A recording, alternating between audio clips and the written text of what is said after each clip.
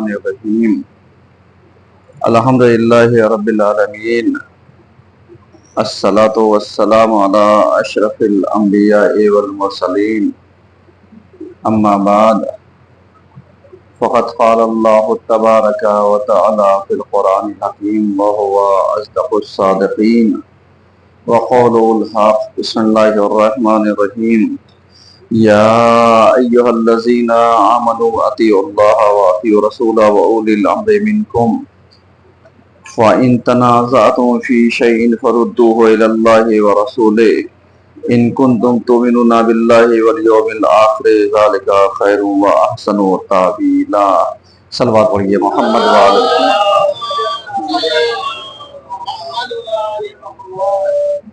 عزیزان گرامی، آج کے پہلے خطبے میں سلسلہ مباحث کو آگے بڑھاتے ہوئے ہماری گفتگو اس عنوان پر جاری ہے کہ اطاعت کے اثرات۔ حضور والا بہت ساری باتیں، بہت ساری ہدایات، بہت ساری تمثیلات ہم نے آپ کی خدمت میں عرض کی، اور جس میں یہ بتانے کی کوشش کی کہ اگر ہم اللہ کی اطاعت کرتے ہیں، رسول کی اطاعت کرتے ہیں، صاحبان امر کی اطاعت کرتے ہیں تو اس کا اثر دکھنا چاہیے، کیونکہ جب ہم اطاعت کرتے ہیں، اللہ کا کہنا مانتے ہیں، اللہ کا حکم بجا لاتے ہیں، تو ظاہر سی بات ہے، ذمہ داری یہ ہے کہ جب ہم فرما بردار اللہ کے ہیں، اللہ کا کہنا مانتے ہیں، فرما برداری ہم انجام دیتے ہیں، تو پھر اس کے اثرات ہمارے وجود میں، ہماری زندگیوں میں، ہمارے سماج اور ہماری سوسائٹی میں دکھنا چاہیے۔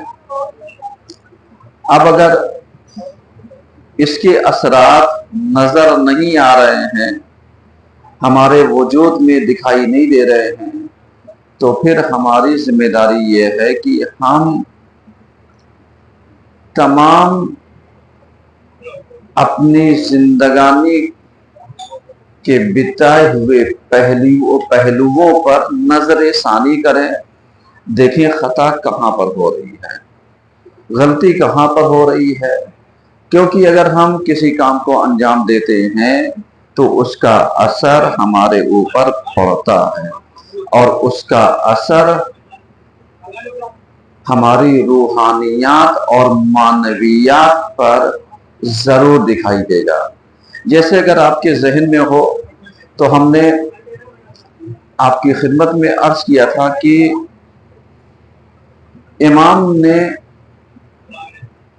یہ جتنی بھی چیزیں بیان کی ہیں کہ آپ جمعہ پڑھیے، جمعے میں شرکت کیجئے، اور وہ افراد کی جو جمعہ پڑھنا نہیں چاہتے اور پڑھتے نہیں ہیں، تو وہ اپنا ایک جواز پیدا کرنا چاہتے ہیں جس میں وہ ان نظریات کو لا کر کے پیش کرنا چاہتے ہیں تاکہ انہیں کسی بھی طریقے سے ایک جواز مل جائے جمعہ کے نہ پڑھنے کا۔ جیسے ہم نے کئی بار اس چیز کو عرض کیا، بار بار اس لیے عرض کر رہا ہوں تاکہ جو ہمارے سماج میں خرابیاں پیدا ہو چکی ہیں اس کا سد باب کیا جا سکے۔ جیسے بہت سارے افراد یہی کہتے ہیں کہ صاحب جمعہ ہے ہی نہیں ہے اس وقت تک جب تک کہ امام عادل کے پیچھے یا امام معصوم کے پیچھے نہ پڑھا جائے۔ لا جمعۃ الا مع امام عادل، امام عادل کے علاوہ جمعہ برپا نہیں ہو سکتا، جمعہ کا انعقاد نہیں ہو سکتا۔ اس کا جواب ہم نے آپ کی خدمت میں دیا تھا کہ جب ائمہ کا، اہل بیت کا حق غصب ہو چکا اور حکومت پر खिलाफत पर बनी उमैया और बनी अब्बास और दीगर अफराद यानी जब काबिज हो गए, तो अब इनका मंशा लोगों को अहले बैत से दूर करना था। इनका मकसद लोगों को अहले बैत से मुतनफिर करना था। अगर आप मुलाहिजा कीजिए तो आप अंदाजा लगाइए कि इतना बड़ा प्रोपेगेंडा कि जो मौलाए कायनात को 70,000 मिंबरों से बुरा भला कहा जाने लगा और लोग सुनने भी लगे और सुनने के आदी बन गए, तो अब यानी सवाल ये पैदा होता है कि साहब दुश्मन साजिश करे तो करे, लेकिन ये जो समझदार बाफहम और दीनदार लोग थे, इन्हें क्या हो गया था? इन्होंने क्यों नहीं आवाज उठाई? इन्होंने क्यों नहीं मुखालफत की? इन्होंने क्यों नहीं इमाम के हक के लिए आवाज बुलंद की? तो शायद इसका भी जवाब यही था, क्योंकि इमाम को अपने चाहने वालों को बचाना था, महफूज करना था। इनको हुक्म यही दिया था, क्योंकि वो जानते थे कि अगर हमारे चाहने वालों की शनाख्त हो जाएगी तो इनके वजूद का खात्मा बआसानी किया जा सकता था। तो इस वजह से इमाम ने यानी अगर इस हदीस को पेश किया तो इसका मतलब यही था कि ना तुम बनी उमैया और बनी अब्बास के बनाए हुए इमाम जुमा और वो उलमा की जो दरबारी थे कि जो नमाज जमाअत पढ़ाते थे, नमाज जुमा वगैरह का इकामा करते थे, कहा इनकी बात ही ना सुनना, क्योंकि ये उतनी ही बात करते हैं जितनी बात हुकूमत वाले चाहते हैं। अभी आप ताज्जुब कीजिएगा, यही रविश आज भी नजर आ रही है, ऐसा नहीं कि नजर नहीं आ रही है। आप जरा सा किसी की आलोचना करके देखिए, किसी के ऊपर तनकीद कर करके देखिए, किसी के ऊपर तबसरा कर करके देखिए आप हज करने जाइए, आपको गिरफ्तार कर लिया जाता है? नहीं कर लिया जाता? कर लिया जाता है। इसका मतलब यह हुआ कि हम जो चाहे करें, आप हमारे गलत को गलत नहीं कह सकते, आपको यह अख्तियार नहीं है। और कमाल की बात यह है कि उन अफराद के ऊपर ताज्जुब होता है कि ये जो दरबारी मुल्ला होते हैं, इनके नजरियात ला करके जरा सा आप पढ़िए। किसी ने सवाल किया कि साहब ये जो है शराब हराम है, जुआ हराम है, कुरान ने इसकी मजम्मत की है, और ला करके आपने मदीने के अंदर, फला शहर के अंदर, इस जगह के अंदर इसको आप क्यों लेकर के आए? तो आप जानते हैं जवाब क्या था? ताज्जुब कीजिएगा। यानी आज इतना उलूम फैलने के बाद, इतने मारिफ आने के बाद, इतने ज्यादा डेमोक्रेसी के उसमें जीने के बावजूद आज भी जी कहां पर रहे हैं? कह रहे हैं कि इस वक्त यानी जो सऊदीया के वो जिम्मेदार अफराद हैं, बिन सलमान, कहा ये इस वक्त के उलिल अम्र हैं और इनका कहना मानना हम सब के ऊपर वाजिब, यानी इनका हुक्म कुरान के हुक्म से बालातर है। आप सोचिए जरा सा,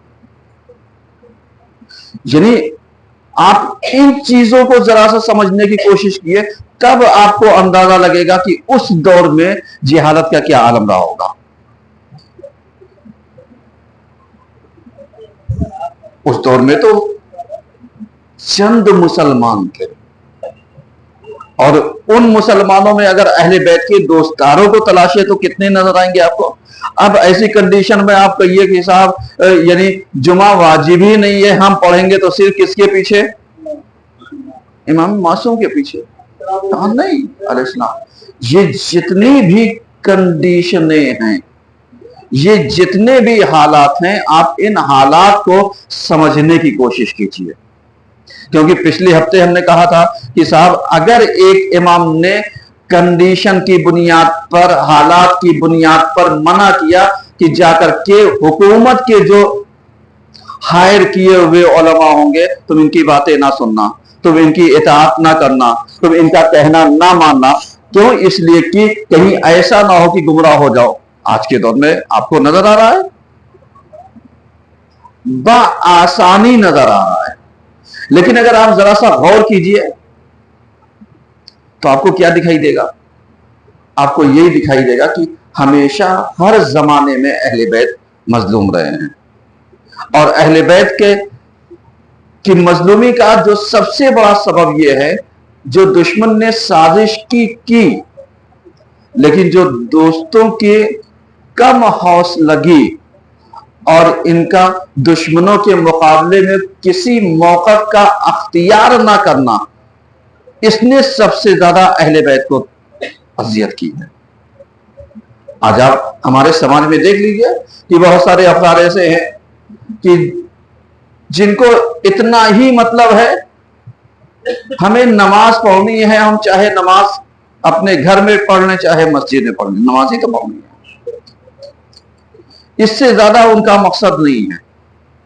अब चाहे ये नमाज जमात से हो जाए चाहे फरादा हो जाए, इससे भी उनका लेना देना कम है कि अगर मौलाना साहब आ गए तो पढ़ लेंगे, नहीं आए तो कोई बात नहीं, एहतमाम नहीं करेंगे, जिम्मेदारियां नहीं उठाएंगे। समझ आ रहा है? तो एक ये अफराद, और एक वो कि जब वक्त पड़ जाएगा सही और गलत के ऊपर तो कहेंगे साहब हम अपने ताल्लुकात क्यों खराब करें, हम अपनी रिश्तेदारी क्यों खराब करें, हम किसी के बहकावे में क्यों आए, हम किसी का कहना क्यों माने। आप 1446 हिजरी पैगंबर के हिजरत को हो गए, और तकरीबन पैगंबर को गुजरे हुए अगर देखा जाए तो 1435 साल या 36 साल पैगंबर को गुजरे हुए हो गया। अब इतने साल के बावजूद अगर हमारी समझ, हमारी सोच, हमारी मेंटालिटी वहीं पर पाई जाए जहां पर उस जमाने के लोगों के अंदर जुमूद पाया जाता था, तो फिर आप बताइए हमारे में और उनमें क्या फर्क है? अगर फिक्रों में जुमूद पाया जाए और हमारी अक्लें वहां तक ना जाए जहां तक जानी चाहिए, हमारी अक्लें वहां तक फैसला ना कर पाए जहां तक अहले बैत हमें दिखलाना चाहते हैं, सोचवाना चाहते हैं, तो फिर आप बताइए, फिर तो हम इतने सादा लोग हैं कि अगर कोई, जैसे आपको याद होगा अबू मूसा अशरी जैसा इंसान जिसने मौला कायनात का फैसला करने के लिए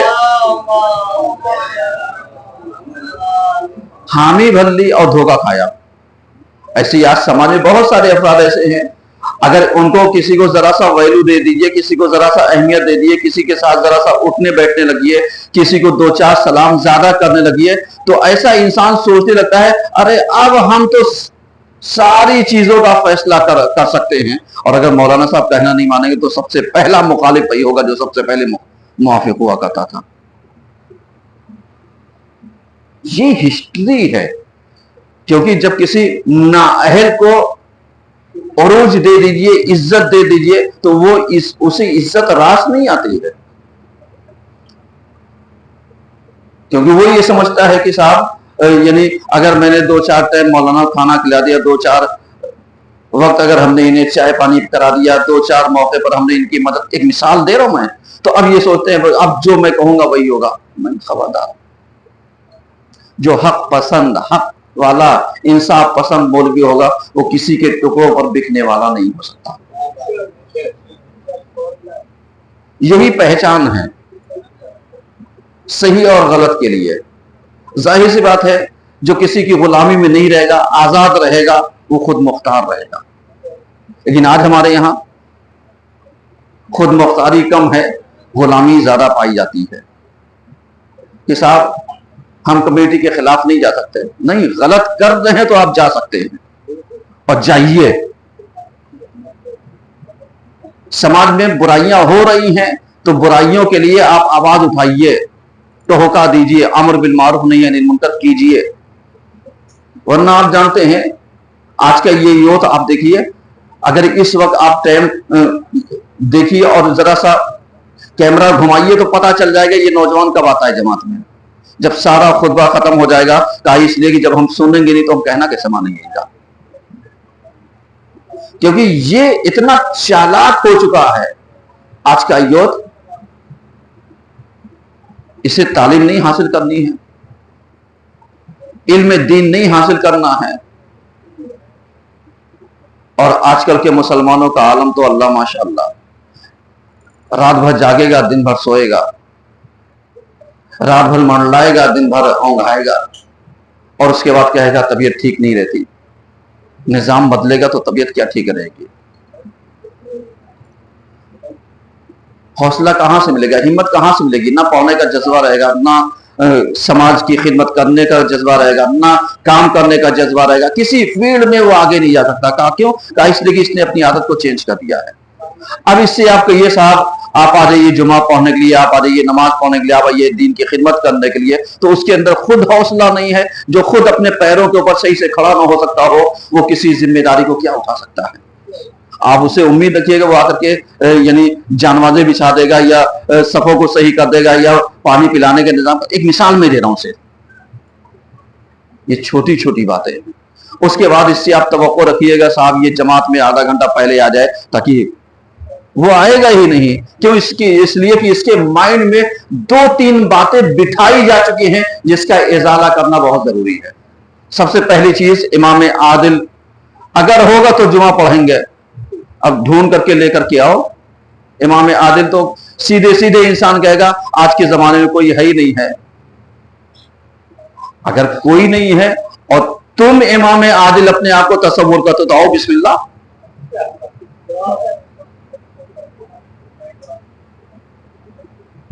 जरा सा गौर कीजिए मेंटालिटी कहां पर जा रही है, और उसके बाद इनका अमल देख लीजिए तो मालूम दिया जुमे के ऊपर सख्ती है साहब, नहीं पढ़ेंगे,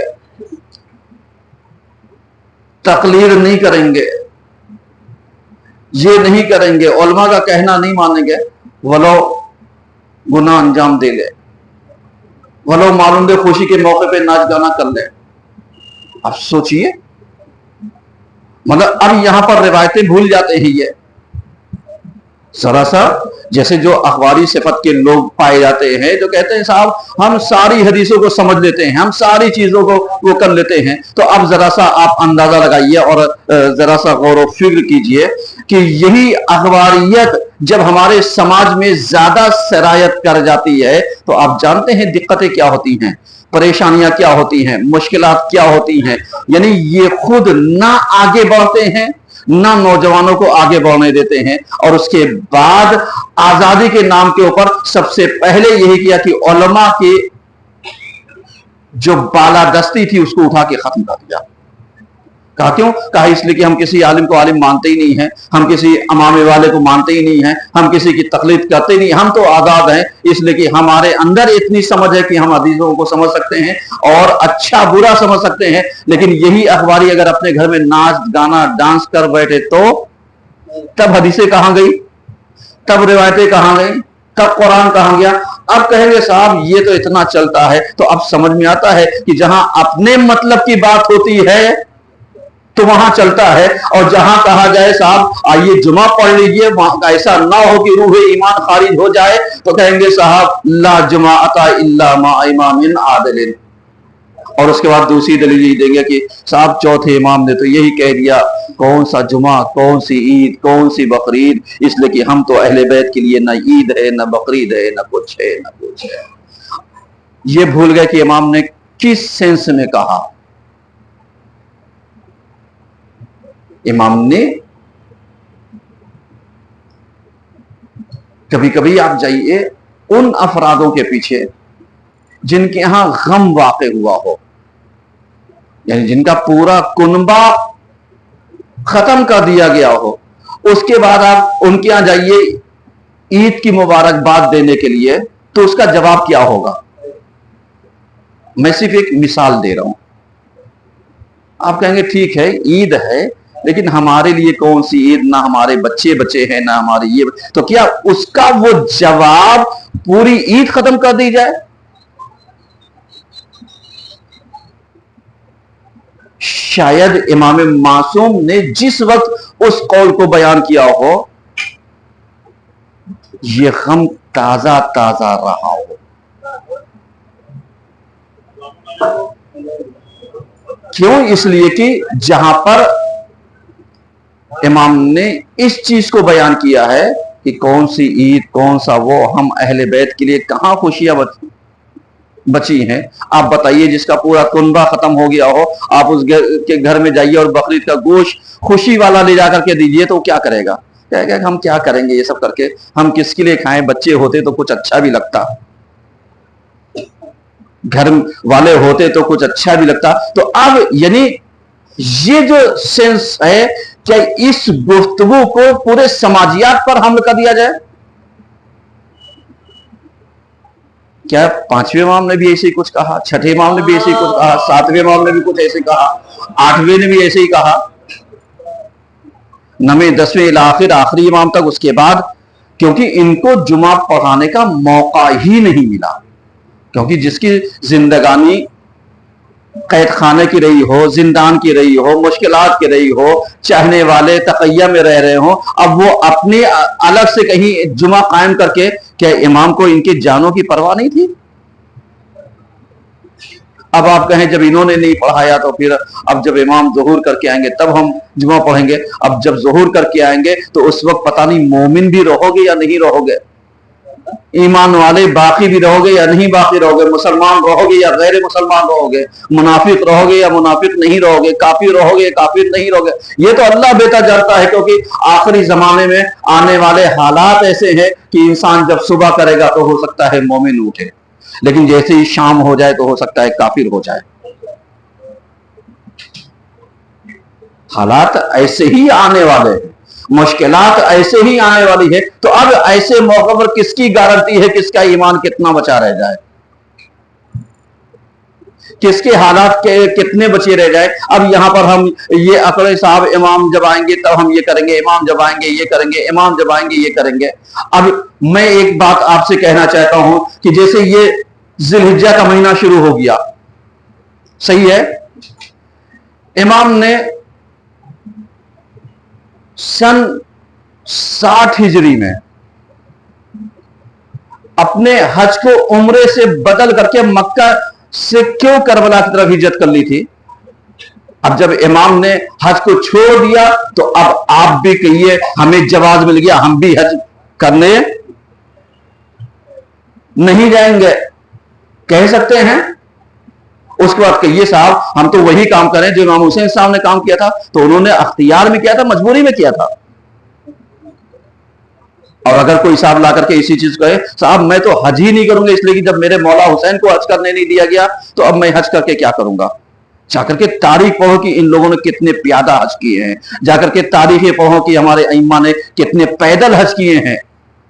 لیکن چونکہ ہم تاریخیں نہ پڑھ کر کے ہم صرف ان خرافات باتوں میں لگ جاتے ہیں کہ جس میں سماج میں کنفیوژن کیسے کریٹ کیا جائے، مشکلات کیسے پیدا کی جائے، لوگوں کو کے اندر ڈاؤٹ کیسے کریٹ کیا جائے.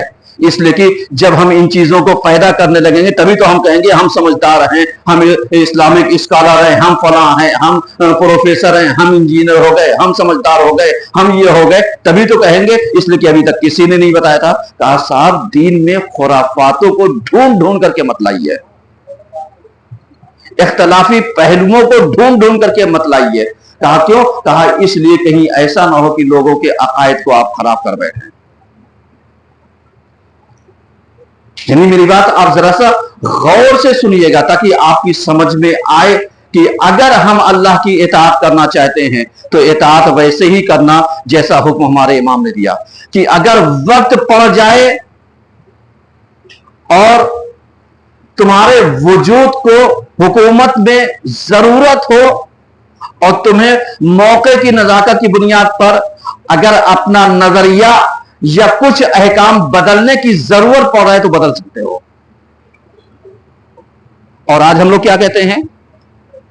आज हम लोग यही कहते हैं साहब, अरे जितने लोग हुकूमत में अपनी रसाई करना चाहते हैं, पहुंचाना चाहते हैं, आपकी तरफ से नुमाइंदगी करते हैं, हम उन्हीं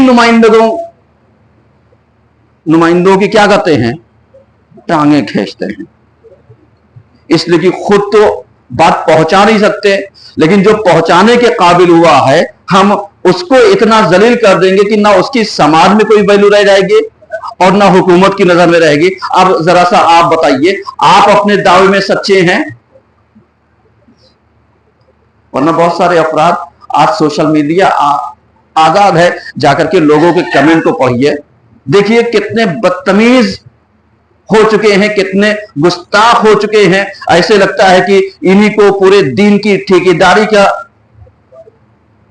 मौका फराहम कर दिया गया है कि जो इनके मुंह में आ जाए, जिसके बारे में आ जाए, जो कह दो, कोई लगाम नहीं, कोई बाउंडेशन नहीं, कोई कैद नहीं। जबकि जरा सा गौर कीजिए इन चीजों को। इमाम के अगर सीरत को पढ़ोगे तब समझ में आएगा कि इमाम ने अली इब्ने यकीन को हारून के दरबार में यही कह के रोक दिया था कि तुम यहां पर रहो, तुम्हारी जरूरत है। कहा क्यों? कहा मौला मुझसे देखा नहीं जाता। कहा नहीं, तुम रहोगे तभी तुम हमारे चाहने वालों को महफूज रख सकते हो, और उसके बाद जब तुम पर कोई मुसीबत आएगी तो हम तुम्हें बचाएंगे, हम तुम्हें बचाएंगे। और उसके बाद जब लोगों ने बादशाह तक शिकायत की, साहब ये अली इब्ने यकीन आपके यहां है, लेकिन ये वो वाला वजू करता है जो हम लोग करते हैं, वो नहीं करता, ये अपना वाला वजू अलग मजहब वाला करता है। शिकायत की, कान भरा गया। समझिएगा, ये वाकया मैं इसलिए पढ़ रहा हूं ताकि सीरत मासूमीन को जमाने के हालात के तनाजुर में जरा सा देखो, ताकि ये रहे कि अगर कोई हमारी नुमाइंदगी करता है और मौके की नजाकत की बुनियाद पर अगर बयान हमारे नजरियात के खिलाफ देता भी है, तो ये सोचो कहीं ऐसा तो नहीं कि वो हमें महफूज करना चाहता हो, वो हमें बचाना चाहता हो, वो हमें खतरा से आगाह करना चाहता हो। समझिएगा मेरी बात। अब यहां पर क्या किया, इमाम ने फौरन अली इब्ने यकीन को कहला भेजा, कहा अली इब्ने यकीन तुम आज से वजू करना बदल दो और वजू वैसे ही करोगे जैसे बादशाह करता है।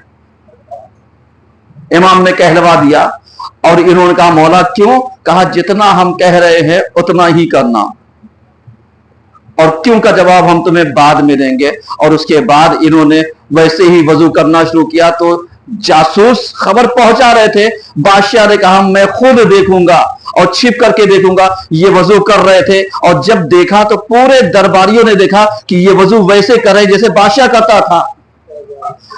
अब ये जितने जासूस थे इनको क्या हुआ, मुंह की खानी पड़ी। अब बादशाह को यकीन हो गया, क्योंकि अब अपनी आंखों से देख लिया, भाई उनके कानों तक तो ये नहीं पहुंचा था मैं आने वाला हूं तो अपना वजू से ही कर लेना।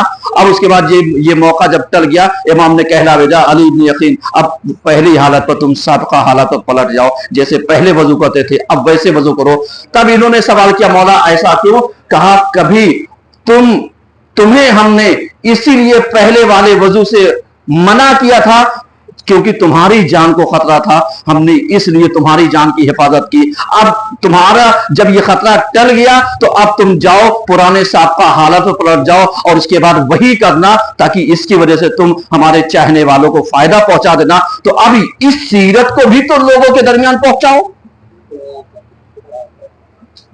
कि मौके की नजाकत की बुनियाद पर बहुत सारे मसले मसाइल क्या होते हैं, चेंज हो जाते हैं। इमाम ने अपनी जिंदगानी में चेंज करके अगर ये मौका न दिया होता तो शायद इज्तिहाद के लिए बाप भी ना खुलता। एक सलवा पढ़िए समझ लो।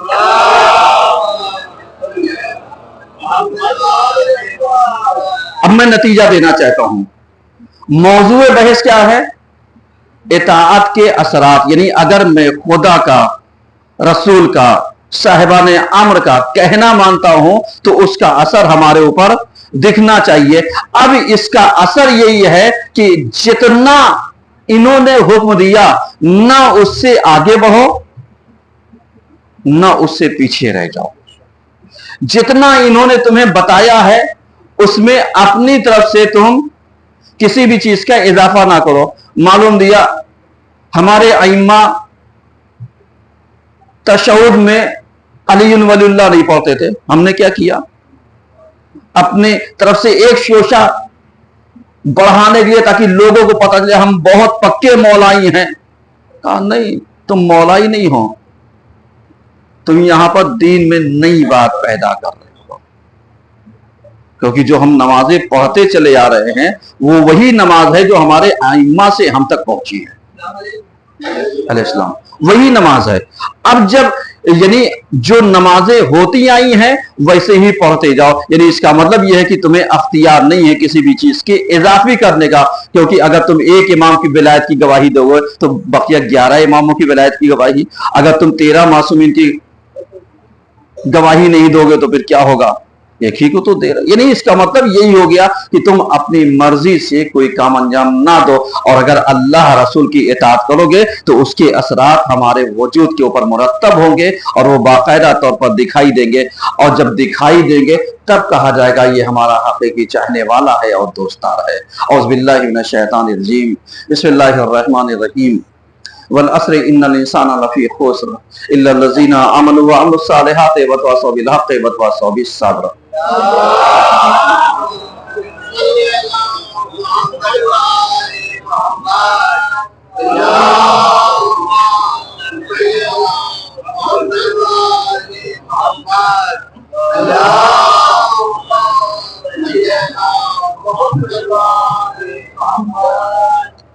اعوذ باللہ من الشیطان الرجیم، بسم اللہ الرحمن الرحیم.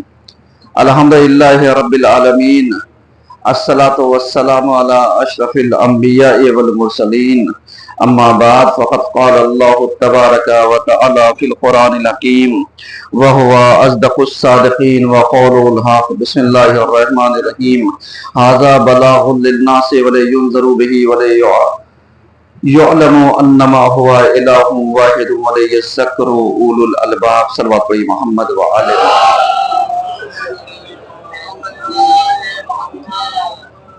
عزیزان گرامی، آج کے دوسرے خطبے میں سلسلہ مباحث کو آگے بڑھاتے ہوئے ہماری گفتگو اس عنوان پر جاری ہے کہ توحید کا ہمارے اوپر اثر. حضور والا، اگر ہم اللہ کی وحدانیت کا اقرار کرتے ہیں، اللہ کی وحدانیت کو ہم اپنے وجود میں محسوس کرتے ہیں، اگر ہم نے کہہ دیا اللہ اکبر، اس کا اثر دکھنا چاہیے ایسے کہ پھر ہم دنیا میں کسی بھی انسان سے نہ ڈریں اور نہ خوف کھائیں، نہ ہم مرعوب ہوں، کیونکہ ہم نے اللہ کو کہہ دیا ہے اللہ اکبر. اور جس نے اللہ کو اکبر مان لیا، اللہ پر بھروسہ کر لیا، اللہ اس کے لیے کیا ہو گیا؟ کافی ہو گیا. وَمَن يَتَوَكَّلْ عَلَى اللَّهِ فَهُوَ حَسْبُهُ، یعنی اللہ اس کے لیے کیا ہو گیا؟ کافی ہو گیا. کیا اتنا سا مطلب ہمارے دلوں میں ہے؟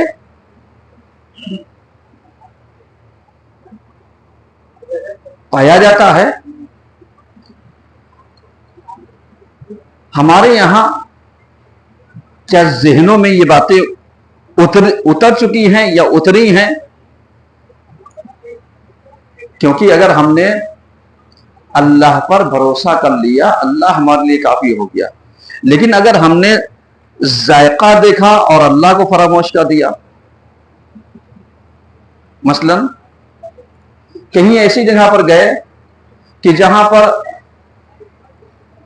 فی سبیل اللہ نہیں، فری سبیل اللہ،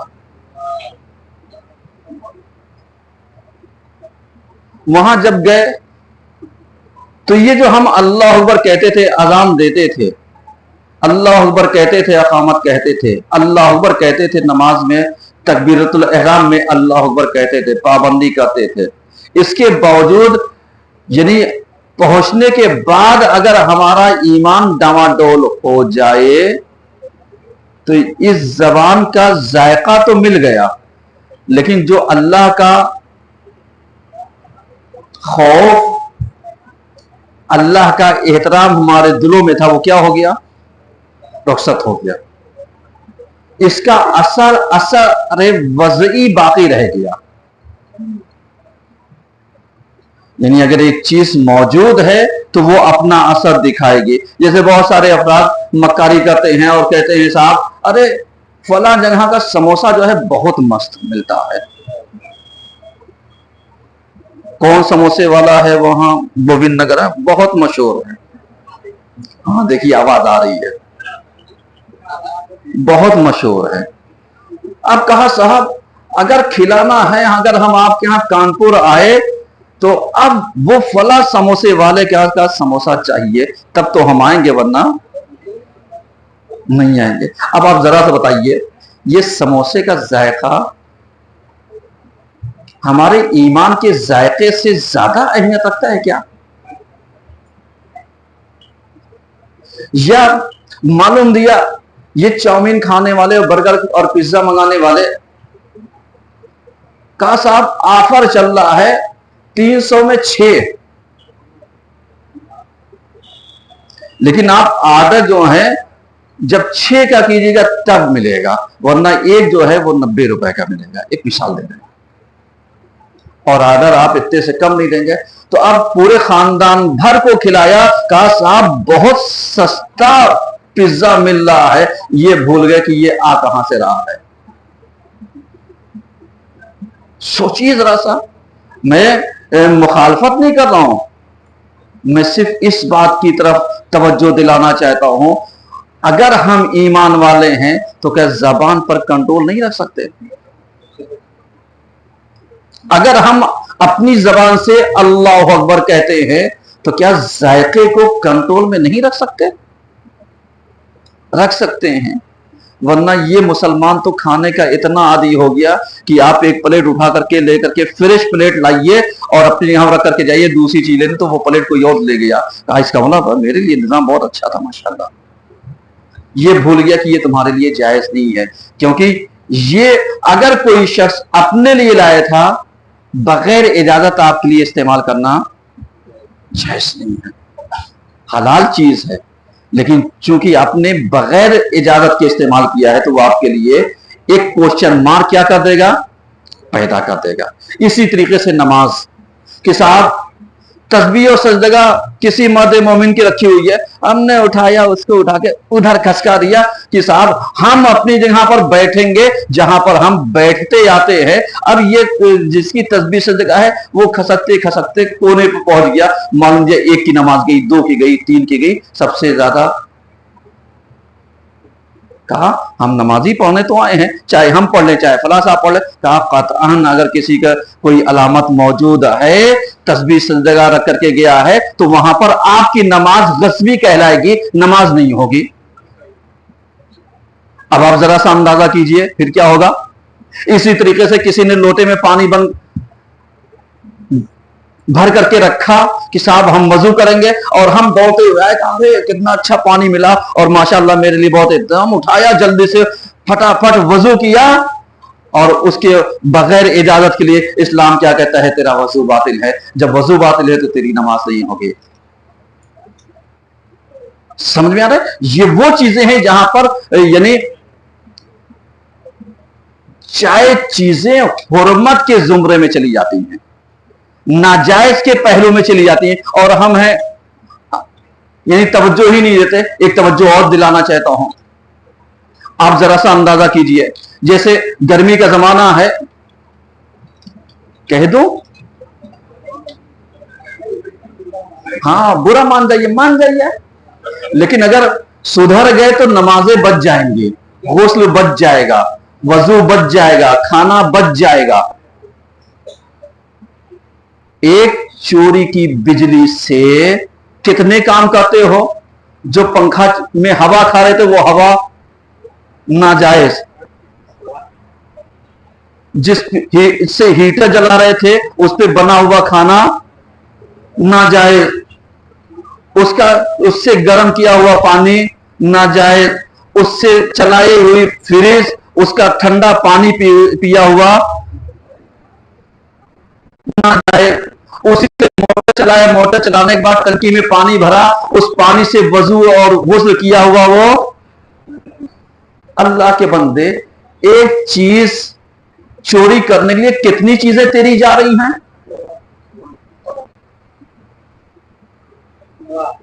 कितनी चीजें तुम्हारी जा रही? इबादत, गुस्ल वाजिब था, चोरी की बिजली से पानी भरा और गुस्ल कर लिया, गुस्ल भी नहीं माना गया, नजीस के नजीसी तुम पढ़ ली है। अब आप जरा सा गौर कर रहे हैं, यानी लेकिन अल्लाह वाले हैं, आप कहिए नहीं।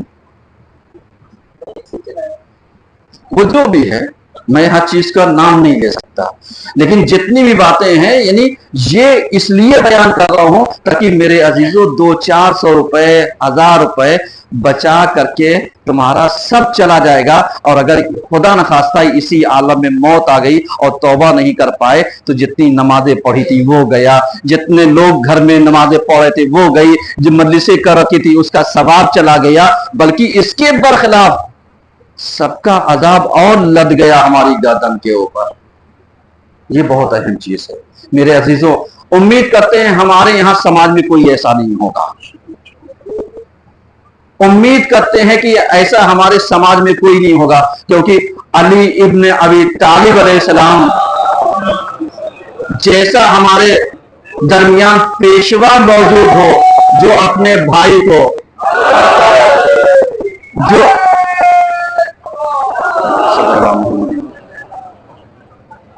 जो अपने भाई को बैतुल माल में इजाफी माल देने के लिए राजी ना हो और उसको गरम तवे के ऊपर, गरम तंदूर के ऊपर कहे खड़ा हो जाओ, तो वो कहे अरे कैसे?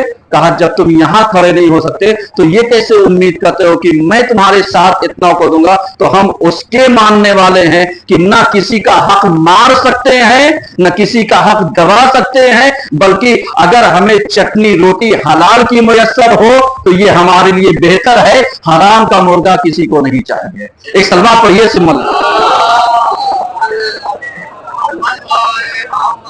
इंशाअल्लाह आज की हदीस के साथ ठीक 8:30 बजे इसी मकतबे इमामिया में होगी। आप कसीर तादाद में तशरीफ लेकर के आइएगा। औज़ुबिल्लाहि मिनश शैतानिर रजीम, बिस्मिल्लाहिर रहमानिर रहीम। इन्नल्लाहा व मलाइकतहु युसल्लूना अलन नबी या अय्युहल्लज़ीना आमनू सल्लु अलैहि व सल्लिमू तस्लीमा। अल्लाहुम्मा सल्लि अला सय्यिदिना मुहम्मदिन सल्लल्लाहु